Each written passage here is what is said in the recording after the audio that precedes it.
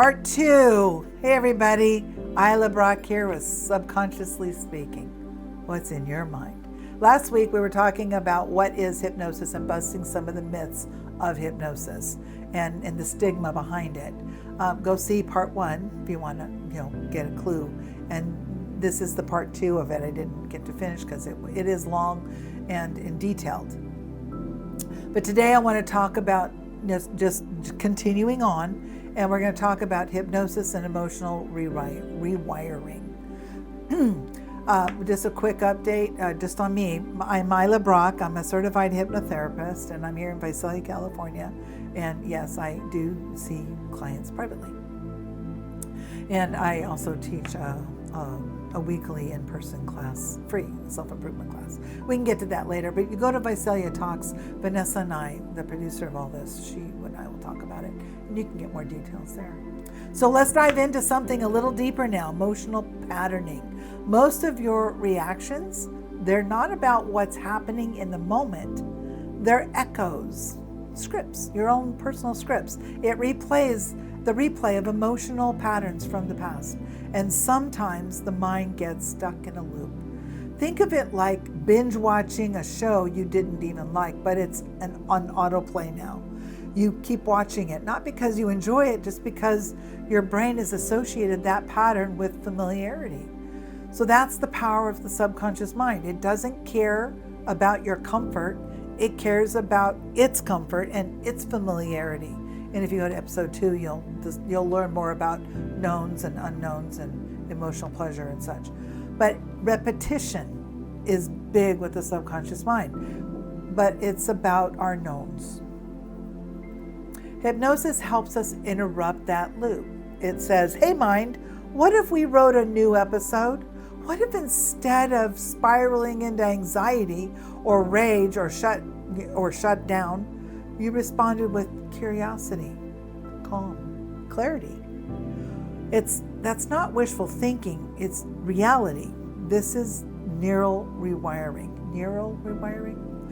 In session, I use visualizations, I use metaphors, I use the subconscious communication to reprocess the emotional triggers associated. So especially those with deep roots, and it works. It just works. Hundreds, thousands of people. Not because you're forgetting about an emotion, it's because you're changing the meaning attached to it. Emotional rewiring through hypnosis doesn't delete your history, it simply changes your mind and how it interprets it. And when the meaning changes, the reaction changes too. We're pushing through to the heart of the transformation: subconscious loyalty, sabotage, that juicy reality of why people don't even start to change when they say they want to change. It's like, I think it's episode 3. I want to change, but I don't have to change, do I? Yeah, if you want to get from here to there, you're going to have to do something in the middle. You're not lazy. When you don't make any changes, you're not doing anything, you're not being lazy, you're being loyal. I'm going to say something bold. Most of the time when your client says, I just keep sabotaging myself, what they really may mean is, I'm still loyal, but to that old belief that I've been using to protect me. You don't feel safe, make the change. And I want to sit with that for a second, because self-sabotage isn't about laziness. It's about weakness, or lack of discipline. It's about subconscious loyalty. Maybe at some point you learned that being invisible keeps you safe.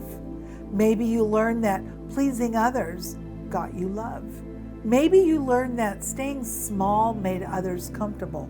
So when you try to step into confidence or speak up or take up space in the world, boom, your subconscious mind flares up. Not because it wants to ruin your life, it just thinks it's keeping you safe. That's its job. That's why change can feel resistant, even when you consciously want it, because your subconscious mind still thinks the old rule book is necessary. Hypnotherapy helps us find those outdated rules, dusts them off and kicks them out. Do you still need this rule? Does it serve you? And if the answer is no, we rewire. That's not sabotage. That's a system doing exactly what it was designed to do. until something new teaches it to do something else. So let's talk about the benefits of staying stuck. And some people find benefit staying stuck. And it's something that people won't admit to, but it's huge. And in my world, the term we use, it's called secondary gain. This is the subconscious benefit of keeping a problem. Let's say you want to stop smoking and it's conscious. You mean it. You hate the smell, the cost, the health effects. Subconsciously, smoking gives them a break. Oh no, we like it. I like my smoking. It's a boundary. I get an excuse to step outside. It's a ritual. It's a moment alone, whatever.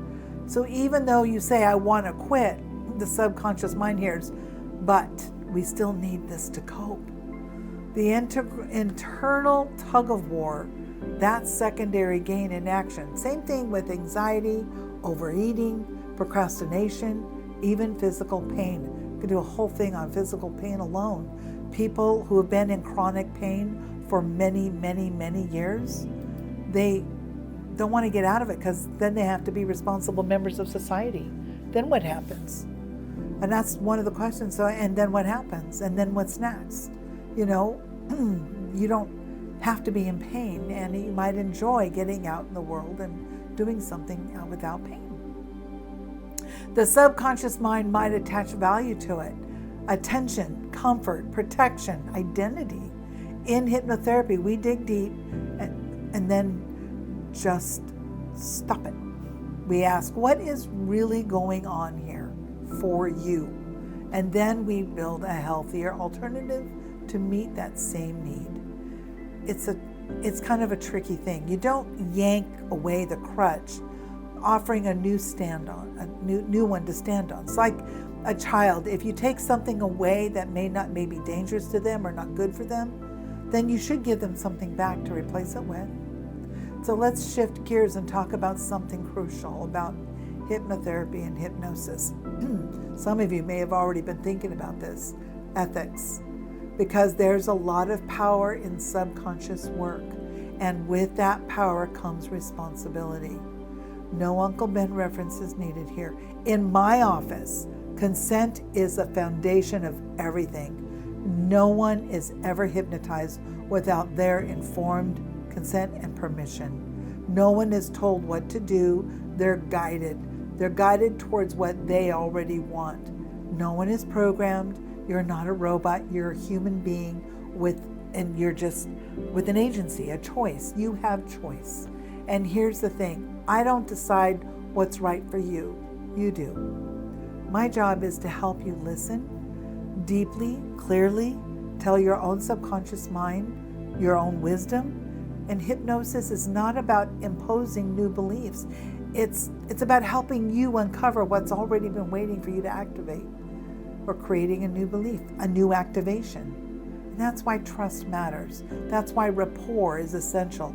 And that's why I always tell you what we're doing, why we're doing it, and then making sure it's aligning with your goals. I'll pivot whichever way needs to be pivoted. It's collaboration, meeting you where you're at, not command. And honestly, most people find that empowering because for once they're not being told, think positive or try harder. They're being given a map of their own mind. It's invited, it's explored, it's someone with respect to the new terrain that you haven't even noticed was there. Let me explain. What a session with me looks like. Now, if you've never done hypnosis before, you might be wondering exactly that. What is a session?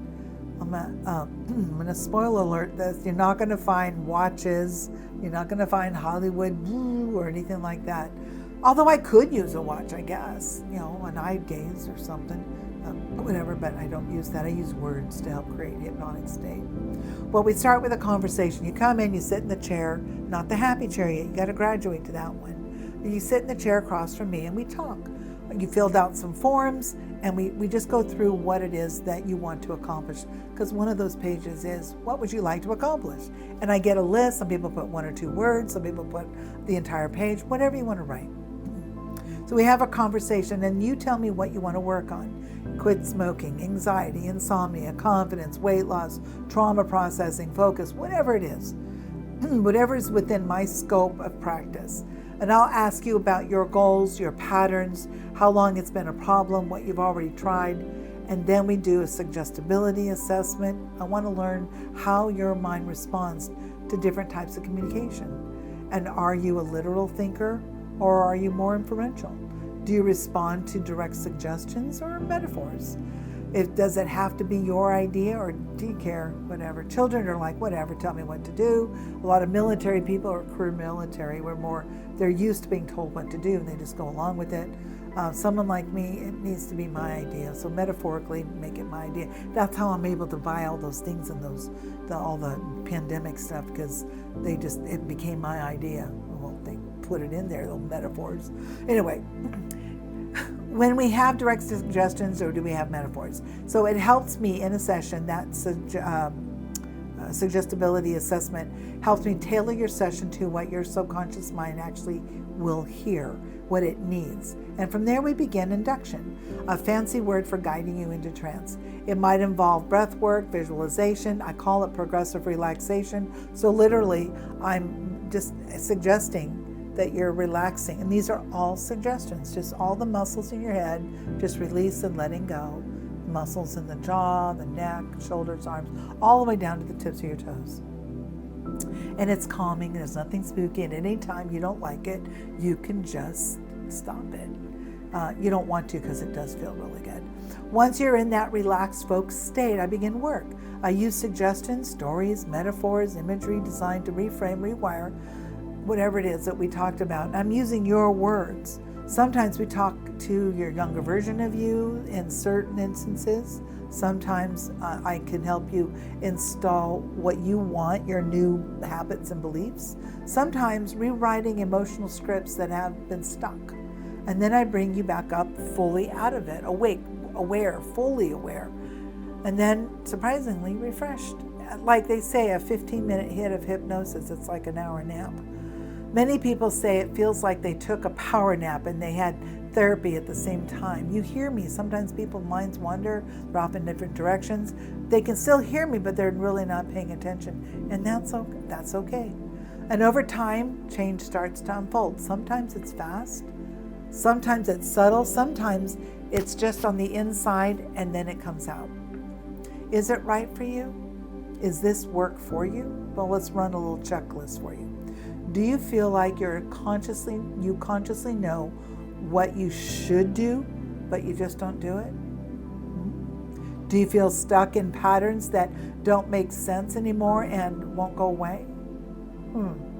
Are you tired of using willpower and logic to fight emotional battles? Are you open to trying something that works below the surface? Are you ready to explore your inner world with curiosity, not judgment? Then yes, hypnotherapy might be the missing piece. But what if I can't be hypnotized? Honey, let me tell you, in almost 6,000 sessions, and I counted that up today, I've never had anyone not get hypnotized. Everyone can be. It's just whether or not you want to. And here's what I also want to say. It's about fixing you. You're not broken. I want to be fixed. No, you're not broken. You don't need a headrest. You don't need this hard reset. What you do need, maybe, or desire, is a better relationship with your own subconscious mind. One that works with you, not against you. One that upgrades your internal operating system so it supports your actual goals and your values. And that's exactly what hypnotherapy can help you with. So, making hypnotherapy useful, how can I do that? Reading into this juicy terrain of mental reruns, memory reconsolidations. So how can you use hypnotic language or metaphor in real life and just keep it flowing? Is your brain a Netflix queue? Stop binge watching the wrong show. So let's talk about something your brain does that nobody really warns you about. It binge watches your past over and over again. Like, you think about living in the present moment, but your brain has been queuing up episodes. This is why you can't trust people. You're always a mess. You always mess things up. Remember that time you failed in 2014? all this playing over and over. It's like season 6, episode 9 in your head, the director's cut. It's not just remembering, it's reliving it. Your nervous system fires as if the event is happening again. That conversation, that heartbreak, that trauma, that embarrassing moment in the middle of school, you wish your brain would have stopped replaying all of this. It's like you won this award. This is where unlinking the negative memories, realigning comes into play. Here's the science. Every time you recall a memory, your brain opens up for editing. It's like pulling a file from a cabinet. Once it's out, it can't be changed. But it can be changed. See, that was a suggestion. It can't be changed. Yeah, someone said that. But the suggestion now is it can be changed. And when you restore it, it gets saved in your new form. And that's where hypnosis and even other cognitive trance work modalities come in and shine. In session, we bring up the memory, not to relive it, but to unlink it so it can go back into your timeline where it belongs and stop bothering you. Stop being that hamster on the wheel, if you will. We might change the emotional tone, shift your role in it, insert safety, empowerment, wisdom. Maybe it wasn't available before at the time it all happened. And when your subconscious mind updates that file, it changes your present behavior. Voila. That's how someone who always used to freeze up conflict can suddenly speak calmly. That's how someone who couldn't sleep without anxiety learns to rest like it's second nature. It's not by willpower, it's by rewriting the rerun. So next time your brain cues up the greatest hits, why I suck at relationships, just know you can press pause. Better yet, you can rewrite the entire episode. I now want to talk a little bit about my favorite tools in hypnosis. One of my favorite tools, metaphor. If you've ever worked with me, you've probably heard me say things like, imagine your mind is a garden. See yourself climbing a mountain and decisions with every handhold. Picture a dial in your hand to turn something up or down. Or I've used tapestries. I've used American Revolution with some people and in their suggestions of the change they want. Metaphors are just everywhere, and you can use them for just how to help you understand better your subconscious mind to take notice. It's not poetic for fun, although I do tend to be dramatic about it. It's because subconscious doesn't process instructions like the conscious mind does. It likes symbols and imagery. It speaks with emotion. It speaks with stories. Metaphor bypasses logic and it lands in the emotional center of the brain, the limbic system. And when I say let go of that heavy backpack you've been carrying, your subconscious mind doesn't argue. It just gets it because now it sees the backpack, letting go. Or maybe you're taking the rocks out of it.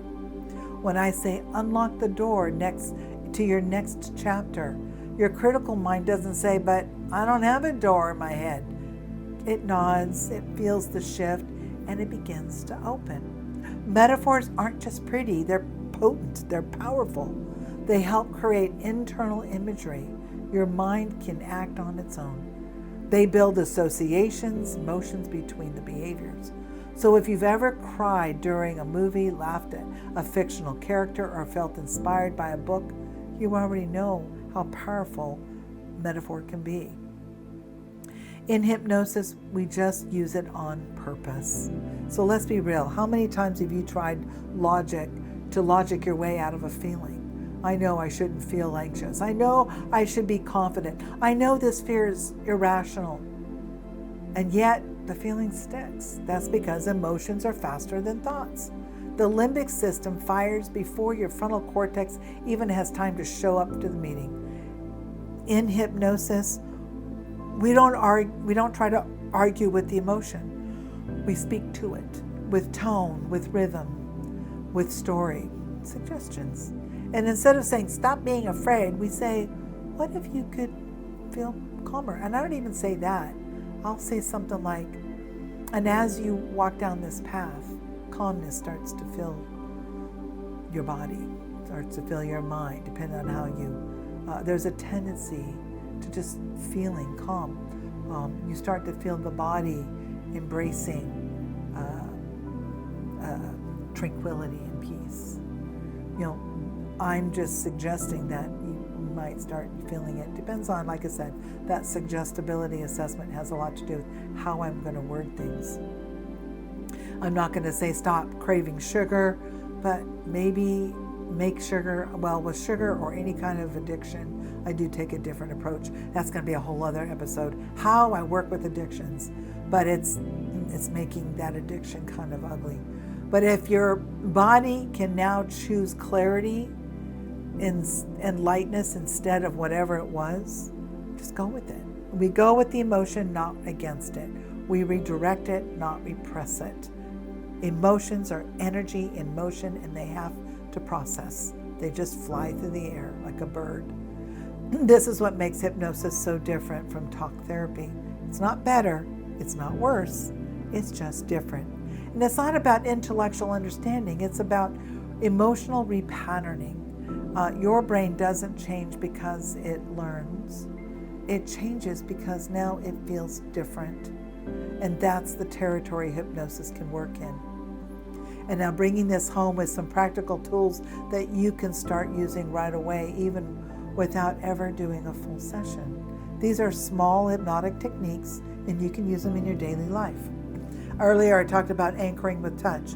Pick a physical cue, like pressing your thumb and finger together, rubbing them together.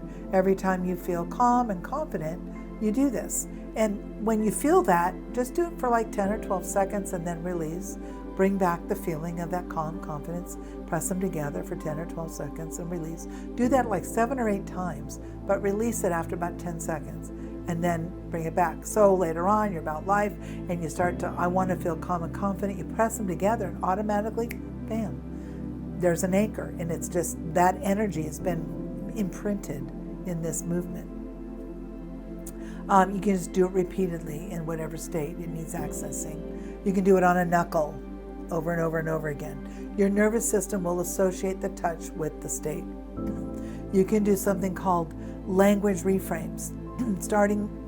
This is start to replace the I have to's with I choose to. I can't with I'm learning to.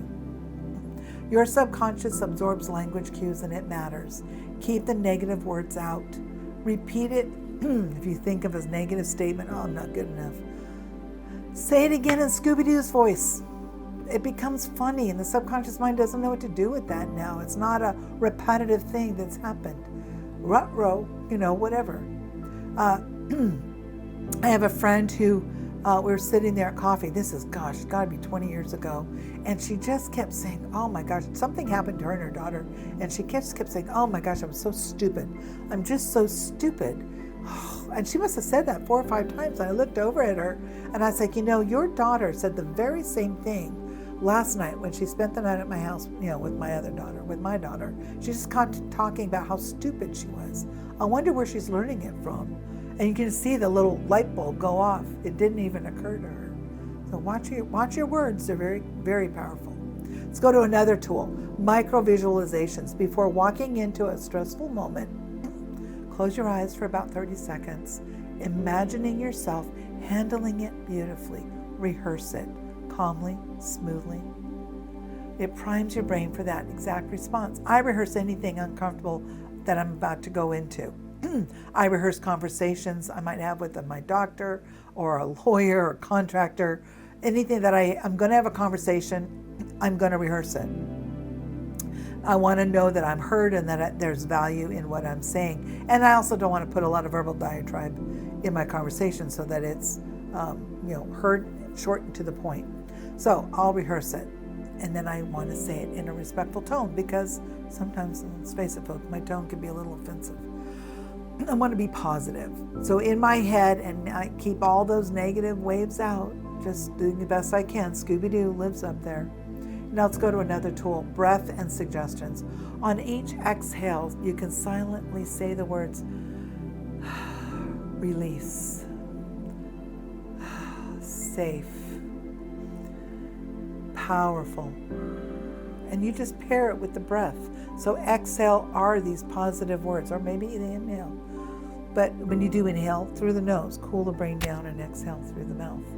But repeat a positive word each time you do that. And then it becomes automatic. So let's talk about self-hypnosis phrases. Each day I feel grounded. I trust myself to grow through this, whatever that is for you. My mind is open, my body is calm, my choices are strong. And you say them in a relaxed state. Come up with your own. Repetition is key. Repetition got you in here. So let's use repetition to get you out. And these tiny tools become big shifts over time, and they're all grounded in the same principles we use in formal hypnosis sessions, just simplified for everyday use. So now let's rewrite the role of hypnosis in your life. Circling back to where we started, what if hypnosis was never what you thought it was? Not a show, not a trick, not some spooky mystery. What if it was just a way to get back to yourself? That was me. I remember my brother telling me after I saw my hypnotherapist a few times, I got my sister back. I was a mess.